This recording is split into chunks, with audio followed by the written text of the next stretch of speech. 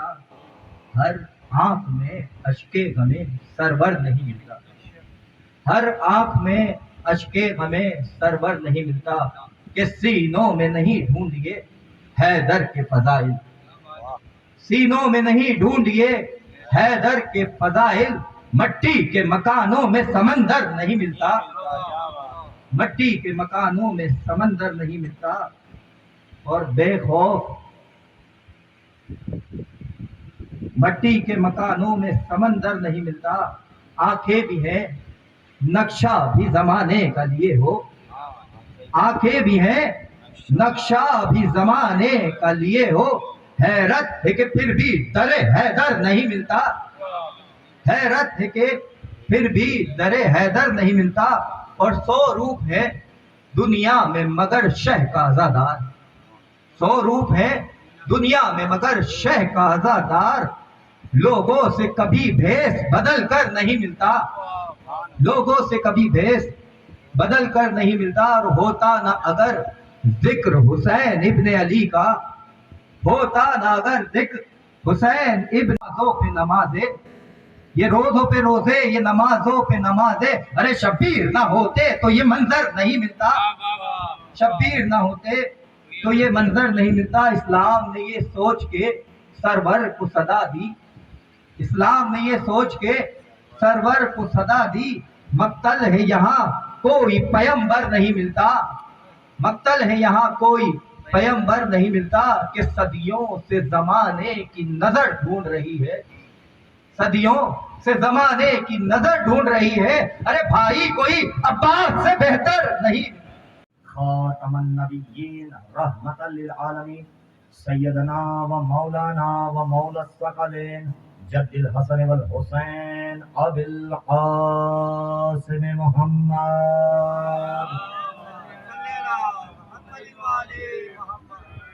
وآل بیتہ الطیبین الطاہرین المعصومین المظلومین ولعنۃ اللہ علی اعدائہم اجمعین من یومنا ھذا الی قیام یوم الدین، اما بعد فقد قال اللہ سبحانہ وتعالی فی محکم کتابہ المجید وفرقان الحمید وہو قول الحق۔ بسم اللہ الرحمن الرحیم، یا ایھا الذین آمنوا اطیعوا اللہ واطیعوا الرسول ولا تبطلوا اعمالکم۔ صلوات پڑھیں محمد وآل محمد۔ ارباب اعضاء، معزز سامعین کرام اور بزرگان اسلام، قرآن مجید فرقان حمید کا 47واں سورہ سورہ محمد، کہ جس کی 33ویں آیت کی تلاوت کرنے کا شرف حاصل کیا گیا۔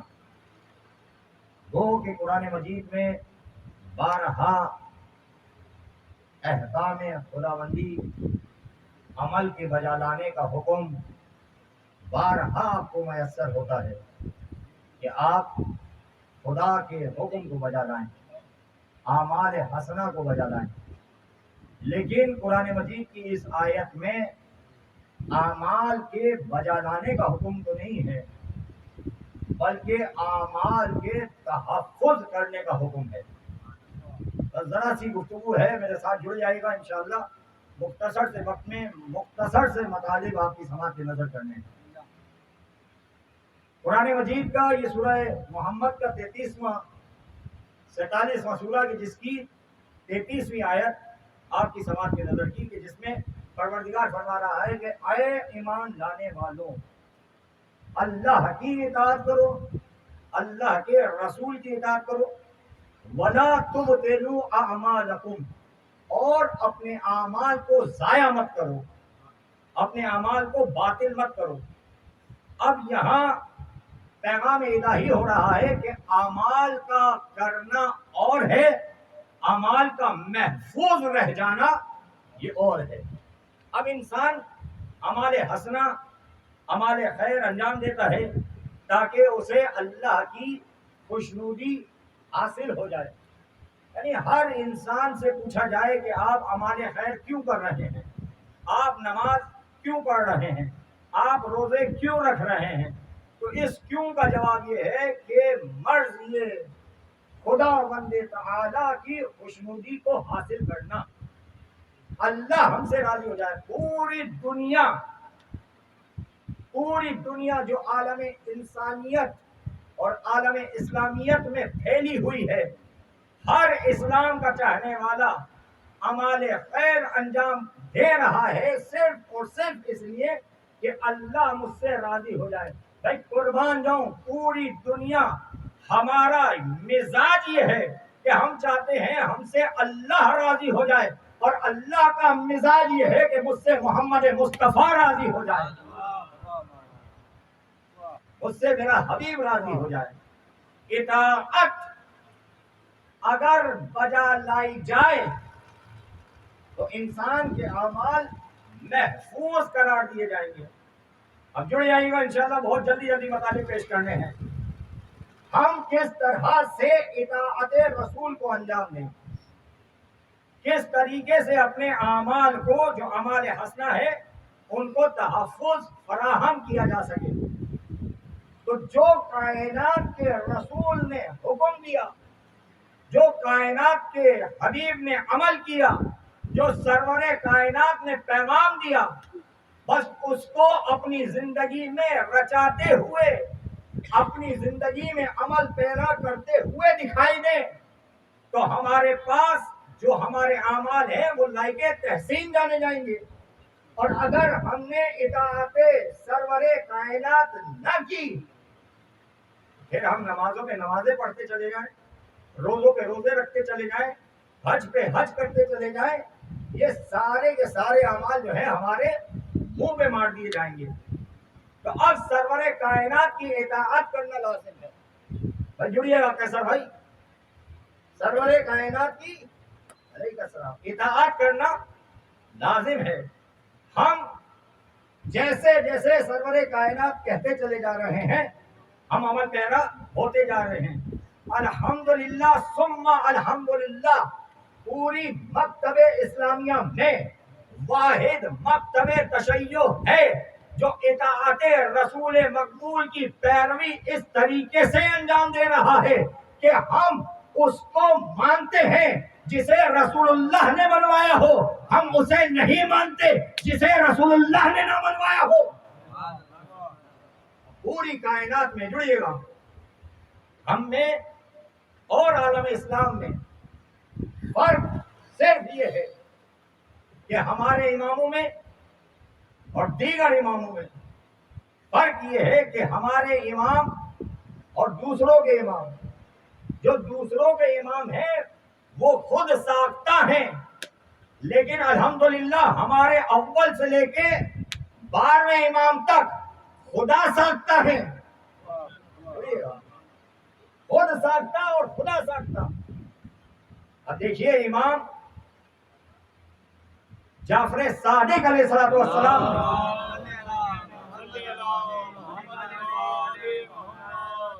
آج جو انسان اپنے اعمالوں میں فتووں کو تلاش کرتا ہے کہ یہ حلال ہے، یہ حرام ہے، یہ حلال ہے، یہ حرام ہے، تو کیسے پتا چلے یہ حلال کیا ہے حرام کیا ہے؟ چھٹے امام کی بارگاہ میں پوچھئے کہ حلال کیا ہے اور حرام کیا ہے۔ امام فرماتے ہیں کہ جس چیز پر ہم اہل بیت نے محبت سے نظر کی اللہ نے اسے حلال قرار دیا، اور ہم نے جس چیز کو ناپسند کیا اللہ نے اسے حرام قرار دیا۔ تو اب حلال اور حرام کیا ہے؟ حلال وہ ہے کہ جسے اہل بیت پسند کریں، حرام وہ ہے جسے اہل بیت نہ پسند کریں۔ جڑیے گا ذرا صلوات کا سہارا دیں محمد والے محمد کے آل پر۔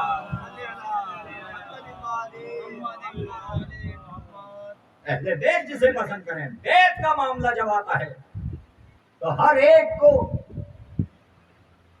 عقل و شعور و دانشتگی بہت تیزی سے حاصل ہو جاتی ہے۔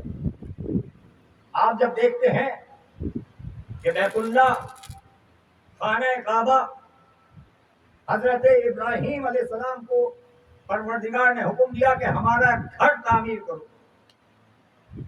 وہ لامکاں ہو کر اپنا مکان بنوا رہا ہے. جڑیے گا خدا کی. وہ لامکاں ہو کر اپنا مکان بنوا رہا ہے. کہا میرا بیت تیار کرو. تو حضرت ابراہیم علیہ السلام نے اپنے فرزند حضرت اسماعیل علیہ السلام کے ساتھ بیت اللہ کی تعمیر کی. یہ بتائیے کیا مکے میں کوئی مزدور نہیں تھے؟ کوئی نیک اور اشراف لوگ نہیں تھے؟ کہاں تھے؟ تو پھر حضرت ابراہیم نے اللہ کے گھر کو تعمیر کرانے کے لیے ان سے مدد کیوں نہ لی؟ جڑیے گا، کوئی اہم پیغام دینا چاہ رہا ہوں. اللہ کے گھر کے تعمیر کے معاملے میں حضرت ابراہیم علیہ السلام نے کسی کی کمک کیوں نہ لی، کسی کی مدد کیوں نہ لی؟ تو بھائی جواب یہ آئے گا اس لیے کہ یہ بیت کا معاملہ ہے. جب بیت کا معاملہ ہو تو بیت کی تعمیر کے معاملے میں کسی غیر معصوم کو شامل نہیں کیا جائے گا. بھائی یہیں سے سمجھ میں آ گیا جب بیت کے معاملے میں کسی غیر معصوم کو شامل نہیں کیا جائے گا تو پھر اہل بیت کے معاملے میں کسی اہل گھیرے کو کیسے شامل کر دیا جائے؟ اہل بیت کے معاملے میں اب آپ جڑ چکے ہیں. میں کچھ معروضات آپ کی سماعت کے نظر کروں. آپ نے دیکھا کہ اللہ کا گھر تعمیر ہوا. بیت اللہ کے گھر کو تعمیر کیا گیا. لیکن کسی روایت میں، کسی درایت میں، کسی حدیث میں آپ کو یہ حکم نہیں ملے گا کہ اللہ کے اس گھر کو پردے سے ڈھانپ دیا جائے، چادر سے ڈھانپ دیا جائے. جو آپ غلاف کعبہ دیکھ رہے ہیں، غلاف کعبہ کا حکم تو کہیں پہ بھی نہیں ہے. یہ جو اللہ کے گھر پہ چادر اڑائی گئی ہے، غلاف چڑھایا گیا ہے، اس کا حکم تو کہیں پہ بھی نہیں ہے. پھر یہ گھر پہ چادر کیوں اڑائی گئی؟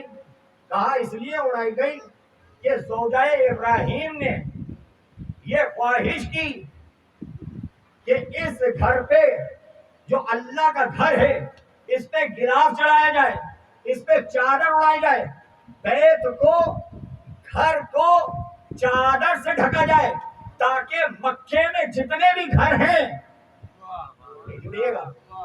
مکے میں جتنے بھی گھر ہیں ان سے امتیاز حاصل ہو جائے کہ لوگوں کے گھر اور ہیں، اللہ کا گھر اور ہے. لیجیے میں جملے کو تبدیل کر کے عرض کر رہا ہوں تاکہ لوگوں کو خبر ہو جائے کہ لوگوں کے بیت اور ہیں، اللہ کا بیت اور ہے. اسی لیے چادر کا اہتمام کیا گیا، غلاف کا اہتمام کیا گیا تاکہ تخصص ہو جائے، تاکہ پہچان ہو جائے کہ یہ کوئی عام گھر نہیں ہے. جڑیے گا، آپ میرے ساتھ نہیں بولیں گے تو پھر کون بولے گا؟ آپ نہیں سمجھیں گے تو پھر کون سمجھے گا؟ آپ نے قرآن حکیم کو لیا، قرآن حکیم کو کھولا، قرآن حکیم کی تلاوت کی، لیکن ہر گھر میں کوئی ایک شاذ و نادر ایسا گھر ہوگا کہ جس کے پاس قرآن حکیم ہو اور وہ قرآن حکیم جو ہے جزدان میں نہ ہو. توجہ ہے آپ کی؟ وہ قرآن حکیم جزدان میں نہ ہو. اب یہ بتائیے یہ جزدان جو ہے یہ کون سی آیت میں لکھا ہوا ہے؟ یہ جو قرآن کو آپ جزدان میں لپیٹ رہے ہیں یہ کون سی آیت میں ہے، کون سی حدیث میں ہے؟ تو کہا جائے گا کہ آپ سمجھے نہیں. یہ کوئی آیت میں حکم نہیں ہے، یہ کوئی روایت میں حکم نہیں ہے، لیکن یہ ہے تعظیم قرآن، یہ ہے قرآن سے محبت. قرآن سے محبت ہے اس لیے اس قرآن کو غلاف میں رکھا جاتا ہے، اس قرآن کو کپڑے میں رکھا جاتا ہے تاکہ امتیاز ہو جائے کہ اور کتابیں جو ہیں وہ اس جیسی نہیں ہیں، یہ اللہ کی کتاب ہے، تاکہ دیگر کتابوں میں امتیاز ہو جائے کہ وہ کتابیں اور ہیں اور یہ کلام اللہ، اللہ کا کلام قرآن پاک اور ہے. اسی لیے اسے چادر میں رکھا گیا. اسی لیے اسے جزدان میں رکھا گیا. تو بھائی شاید اسی لیے اللہ اکبر جڑیے گا, اسی لیے سرکار نے جناب سیدہ کے گھر میں آ کے فرمایا اتنی بالکسائی یمانی, اے فاطمہ مجھے کسائی یمانی لا کے اڑا دو. اب کسائی یمانی کا اوڑھنا تھا, حسنین آئے کہتے کسا ہو گئے, جناب سیدہ آئی کہتے کسا ہو گئی, مولا متقیان آئے کہتے کسا ہو گئے. یہ چادر کے نیچے جو آئے یہ بتانا پڑا کہ جو چادر کے باہر ہے وہ اور ہے جو چادر کے اندر ہے. چادر کے اندر ہے وہ اور ہے. اللہم ان ہؤلاء اہل بیتی, اے پروردگار یہ ہیں میرے اہل بیت, یہ ہیں میرے اہل بیت, یہ ہیں میرے اہل بیت. ازواج رسول میں ایک زوجہ آگے بڑھی اور فرمایا یا رسول اللہ کیا میں بھی اس چادر میں داخل ہو سکتی ہوں؟ اللہ اکبر. بات ہے اہل بیت کی, بات ہے اہل بیت کی. کیا میں بھی اس چادر کے نیچے داخل ہو سکتی ہوں؟ تو کائنات کے حبیب نے فرمایا یا ام سلمہ, اے ام سلمہ آپ خیر پہ ہیں, ولیکن ھذہ اہل بیت, لیکن یہ میرے اہل بیت ہیں.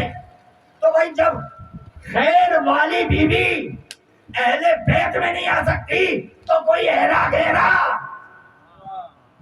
اہل بیت میں کیسے آ سکتا ہے؟ اب آپ جڑیے گا میرے ساتھ کہ کائنات کے رسول کے گھر والے جنہیں اہل بیت کہا جاتا ہے, یہ اہل بیت ہم اور آپ تعین نہیں کر سکتے. یہ جس کے گھر والے ہیں وہی تعین کریں گے کہ کس کے گھر والے ہیں. اب جب اہل بیت کا تعارف ہو رہا ہے تو جبریل جیسا فرشتہ جو سردار ملائکہ ہے, ملائکہ کا سردار, کہ جس پہ کسی کو اختلاف نہیں کہ جبریل جو ہے وہ نوری فرشتے ہیں.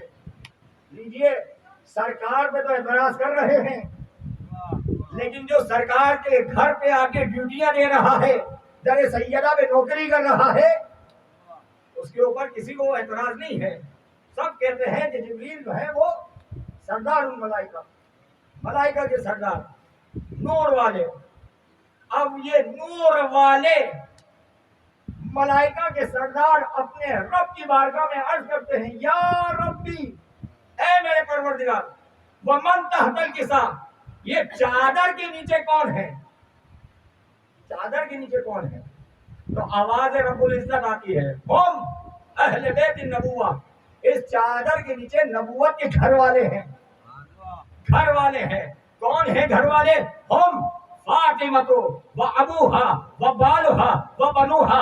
اس چادر کے نیچے نبوت کے گھر والے ہیں. گھر والے کون ہیں؟ سیدہ ہیں, ان کے بابا ہیں, ان کے شوہر ہیں اور ان کے بچے ہیں.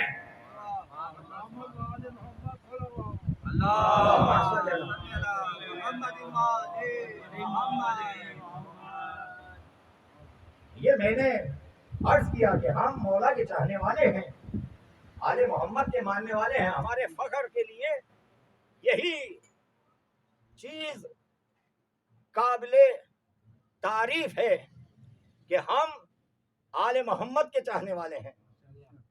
خدا کی قسم اللہ کی نعمتوں میں سب سے عظیم ترین نعمت جو اللہ نے ہمیں عطا کی وہ ہے انسیت محبت اہل بیت علیہ الصلوۃ والسلام. آل محمد کی محبت سے زیادہ اللہ کی نعمتوں میں کوئی عظیم نعمت نہیں. یاد رکھیے گا میرے بچوں, میرے نوجوانوں, میرے دوستوں, میرے عزیزوں, خدا کے واسطے اس نعمت کو ہاتھ سے ضائع مت ہونے دیجیے گا. یہ فرش اعضا جب بچھ جائے تو چھوڑ دیں تعصب بازی کو, چھوڑ دیں ایک دوسرے سے ناراضگیوں کو. یہ دیکھیں کہ حسین کا ذکر کہاں ہو رہا ہے, یہ دیکھیں آل محمد کا ذکر کہاں ہو رہا ہے, یہ دیکھیں کہ فرش اعضا کہاں بچھایا گیا ہے. اتنی عظمت ہے اس فرش اعضا کی کہ اگر ہم آل محمد کے چاہنے والے خود کو آل محمد کا محبدار کہتے ہیں، حبدار کہتے ہیں، تو چھٹے امام فرماتے ہیں کہ اگر تین چیزوں پر عقیدہ کسی کا نہ ہو تو لیس من شیعتنا، تو وہ ہمارا شیعہ نہیں ہے. جڑیے گا میرے ساتھ، ہو جائیے گا. تین چیزوں پر اگر کسی کا عقیدہ نہ ہو رضا بھائی تو وہ لیس من شیعتنا، ہمارے چاہنے والوں میں، ہمارے حبداروں میں، ہمارے ماننے والوں میں نہیں ہے. پہلا عقیدہ جو ہے وہ ہے معراج کے پر عقیدہ. کائنات کے حبیب کو جو معراج ہوئی ہے، اگر کوئی معراج کا منکر ہو تو چھٹے امام فرماتے ہیں لیس من شیعتنا، وہ ہمارے شیعوں میں سے نہیں ہے. جڑیے گا میرے ساتھ، صلوات کا سہارا دے محمد والا. آگے بزرگ آگے رکھیں. جڑیے گا، بہت اہم مطالب ہیں. ماشاءاللہ سلامت ہے. ایک مرتبہ پھر صلوات کا سہارا دے محمد والا.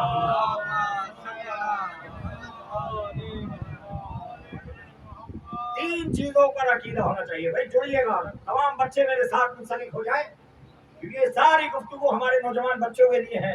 بزرگ تو ہم سے پائے کے خطبہ کو سنے ہوئے ہیں. یہ ساری گفتگو ہماری آنے والی نسلوں کے لیے ہے، تاکہ ان تک اہل بیت کے فضائل و مناقب پہنچ جائیں اور انہیں پتہ ہو کہ ہمارے امام کیسے ہیں.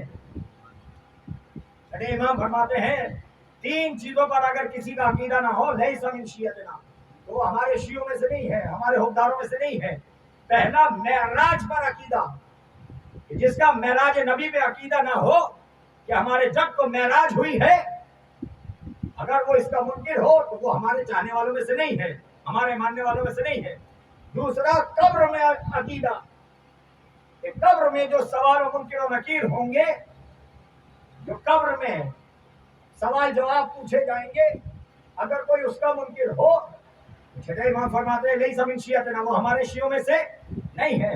تیسری چیز ہماری شفاعت کا عقیدہ، کہ ہم اپنے چاہنے والوں کی بروز محشر شفاعت کریں گے. اگر اس پہ کسی کا عقیدہ نہ ہو تو وہ ہمارے شیعوں میں سے نہیں ہے. اب رضا بھائی جڑیے گا میرے ساتھ. باتیں ہیں تین، مقصد ہے ایک. ایسا بھائی پہنچ رہی ہے گفتگو. باتیں ہیں تین، مقصد ہے ایک. اب ذرا معراج کو دیکھیے، قبر کو دیکھیے، شفاعت کو دیکھیے. جب ہم نے معراج کو دیکھا تو معراج میں ہے آواز علی، معراج میں ہے صوت علی. جب قبر کو دیکھا تو قبر میں ہے آمد علی، اور جب شفاعت کو دیکھا تو شفاعت میں ہے اختیار علی. بھائی ہر جا علی ملیں گے، نہ دامن بچائیے، اور بچنا علی سے ہے تو جہنم میں جائیے. بچنا علی سے ہے تو جہنم میں جائیے. نعرہ صلوات پڑھے محمد وآل محمد.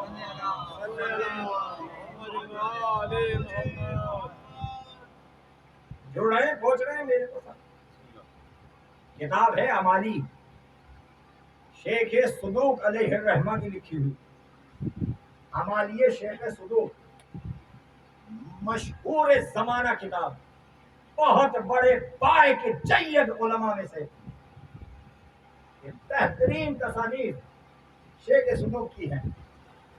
ان تصانیف میں ایک تصنیف ہے امالی کے نام سے، امالی شیخ صدوق.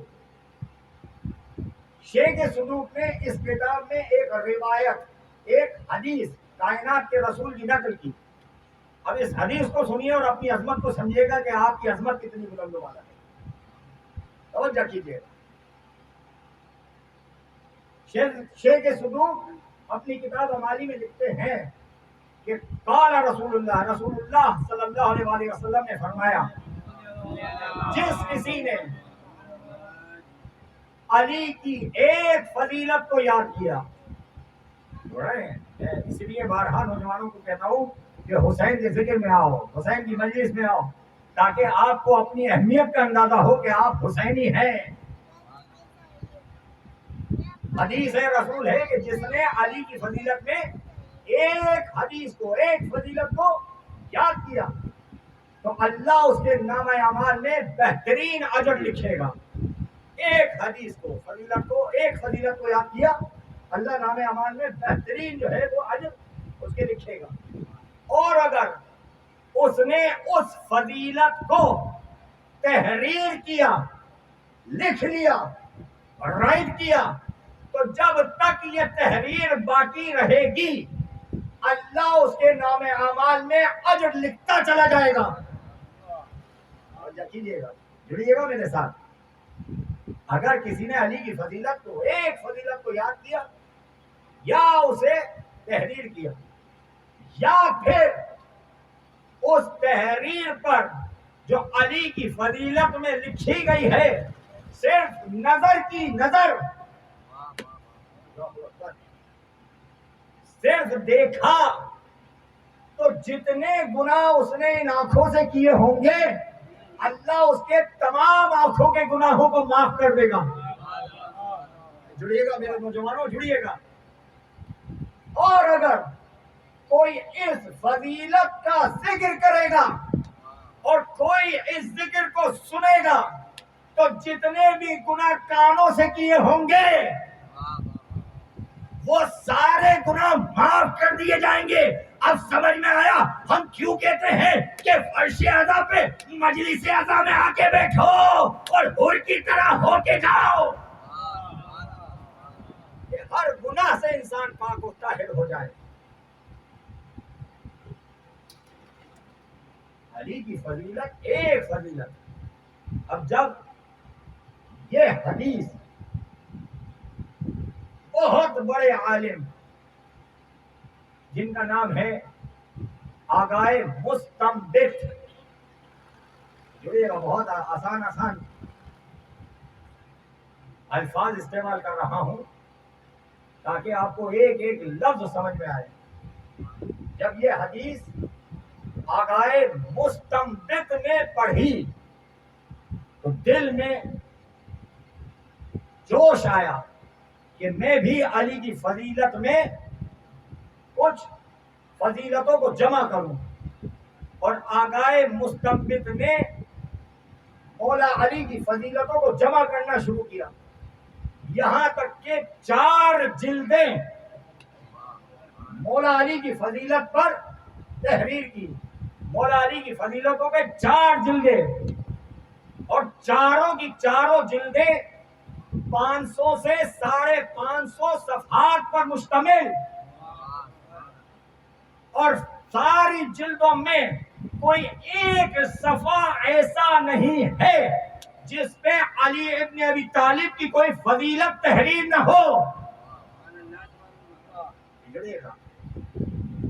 4 جلدیں لکھی مولا علی کی فضیلت میں، اور چاروں جلدیں 550 صفحات پر مشتمل.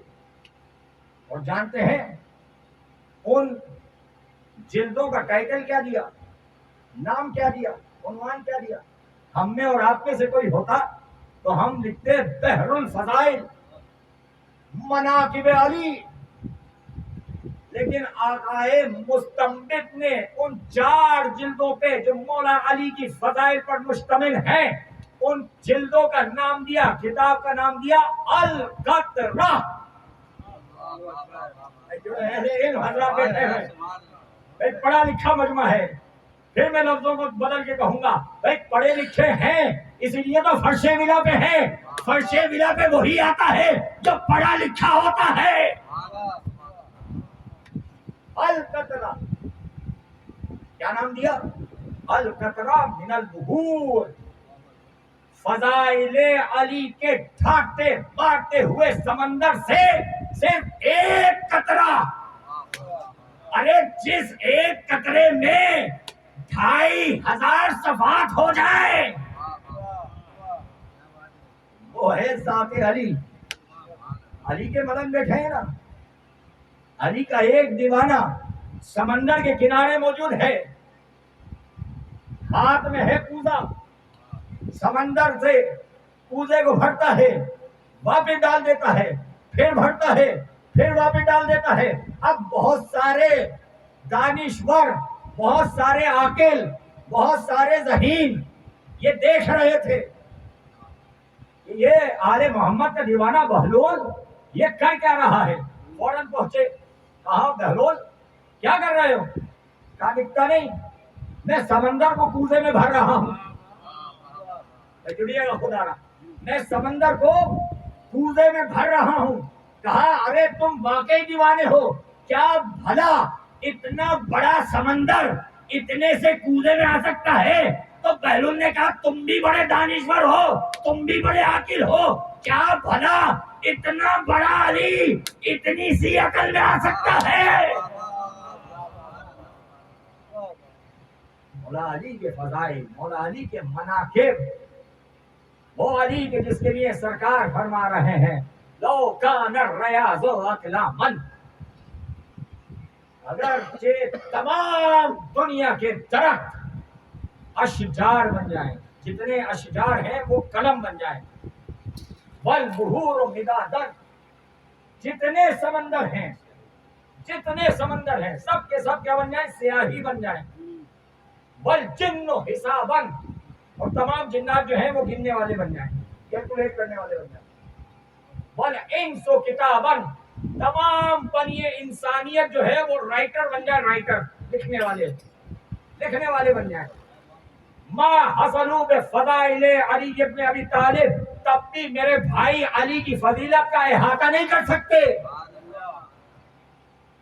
زینوا مجالسکم بذکر علی ابن ابی طالب، اپنی مجلسوں کو زینت بخشو، لأنہ ذکر و ذکری، کیوں؟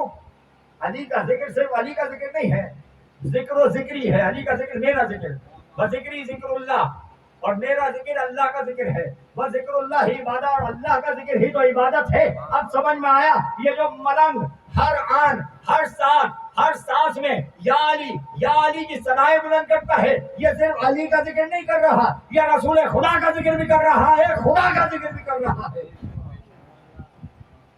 کائنات کے امیر ہیں، خدا کی قسم ہمیں بارہا خدا کی بارگاہ میں سجدہ کرنا چاہیے کہ اس نے ہمیں علی جیسا امام دیا۔ دنیا کے اماموں کو دنیا بتاتے ہوئے گھبراتی ہے، ہم وہ قوم ہیں جو ہم کار پہ بھی کہتے ہیں علی ہمارا امام ہے۔ ہمارے 12 کے 12 امام، جو پہلا کہہ دے وہی دوسرا کہے، جو دوسرا کہہ دے وہی تیسرا کہے، کوئی اختلاف نہیں۔ اسی لیے سرکار نے فرمایا کہ اولنا محمد و اوسطنا محمد و آخرنا محمد و کلنا محمد، یہاں جس کو دیکھو گے وہ محمد نظر آئے گا۔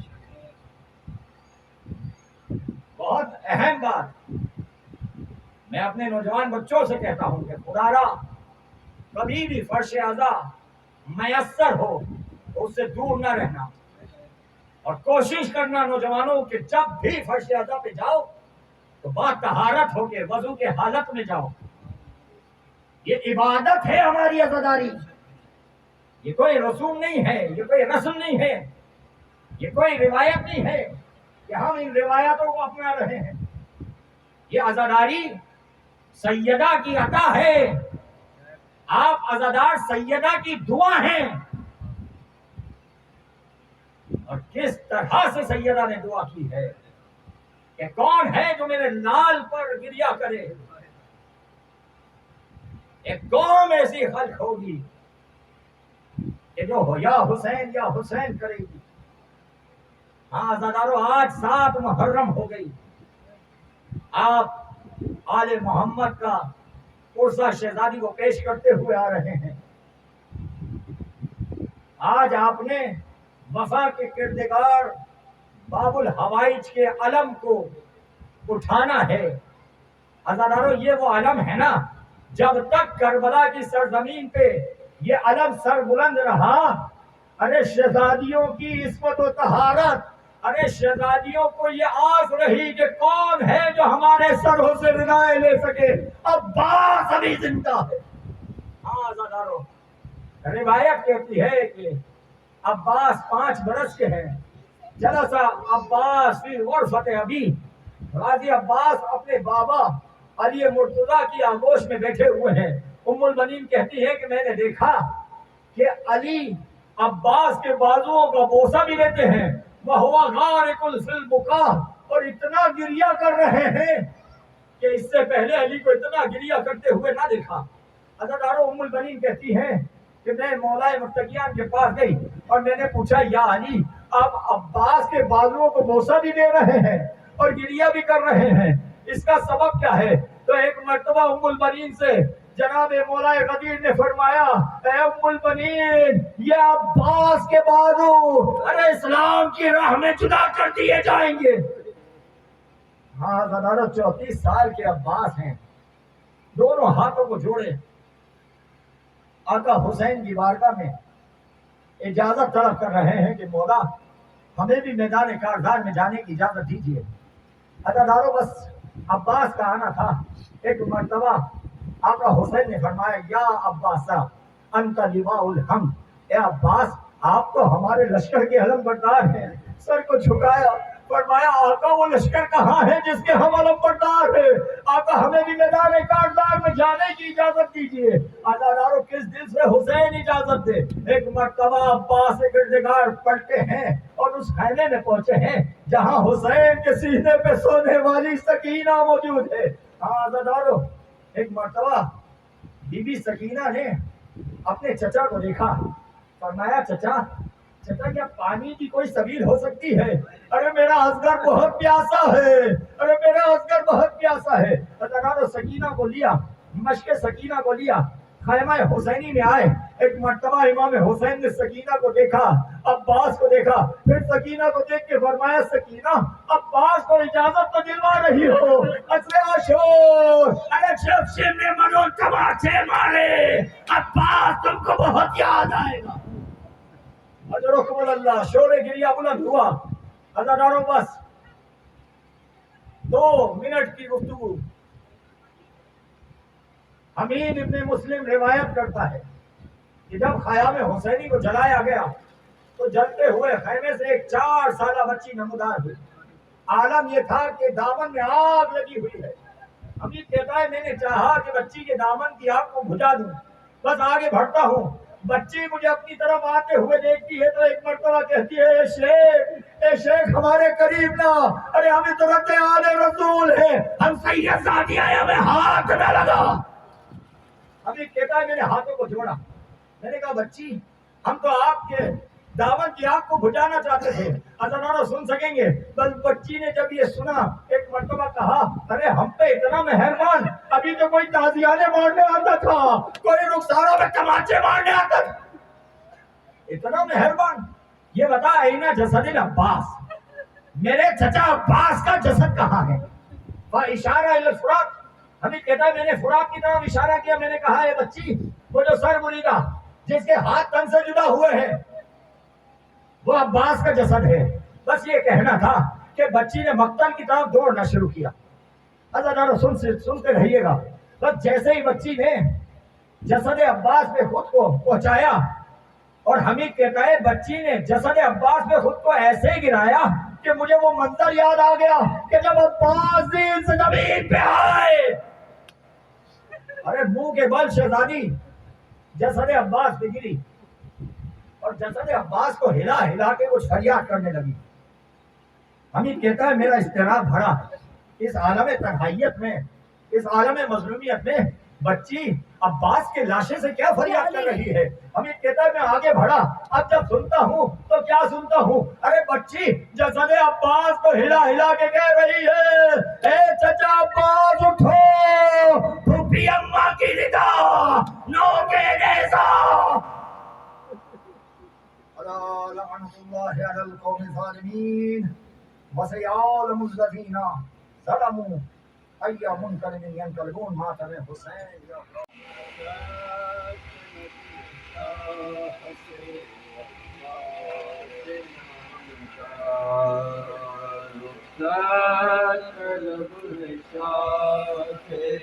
عباس نام